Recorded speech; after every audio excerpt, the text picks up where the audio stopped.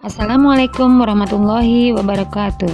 Saya Eti Herawati dari PG PAUD Reguler Plus. Pada video kali ini saya ingin menjelaskan tentang ragam bahasa Indonesia.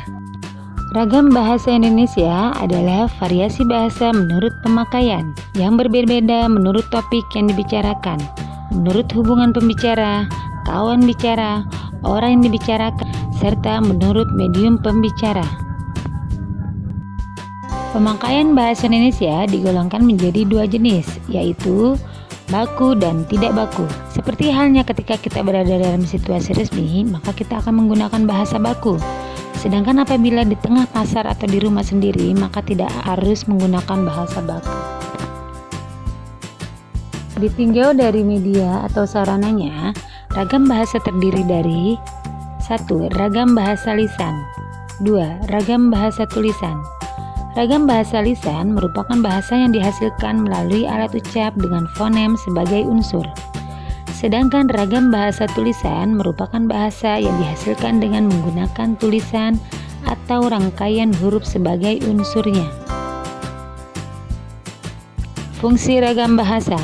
Adapun ragam bahasa Indonesia memiliki fungsi sebagai bahasa nasional.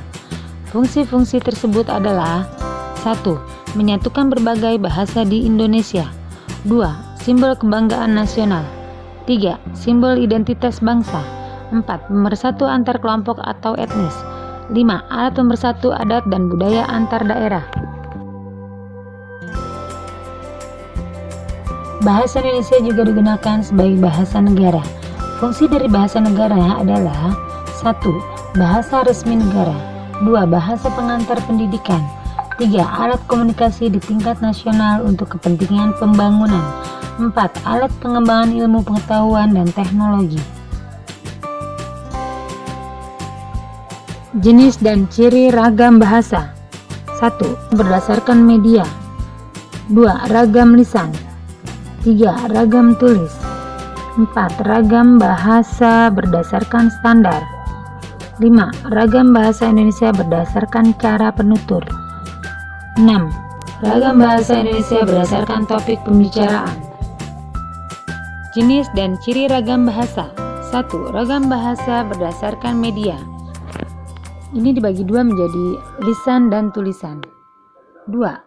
Ragam bahasa berdasarkan standar.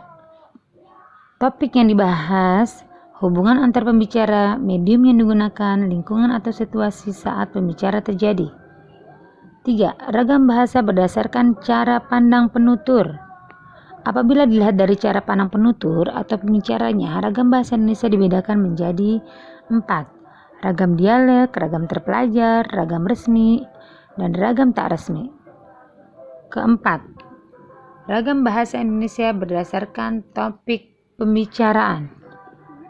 Salah satu cirinya yaitu bahasa Indonesia ragam baku. Penggunaan kalimat efektif, menghindari bentuk bahasa yang bermakna ganda, penggunaan kata dan istilah yang bermakna lugas, dan menghindari pemakaian kata dan istilah yang bermakna kias, menghindari penonjolan persona dengan tujuan menjaga objektivitas isi tulisan, adanya keselarasan dan ketuturan antar posisi dan antar linea. Cukup sekian video pembelajaran yang saya buat. Saya mengucapkan terima kasih kepada dosen Ibu Wening Rahayu MPD yang telah membimbing saya. Serta terima kasih buat teman-teman yang sudah menonton video ini. Jangan lupa like and subscribe-nya ya. Wassalamualaikum warahmatullahi wabarakatuh.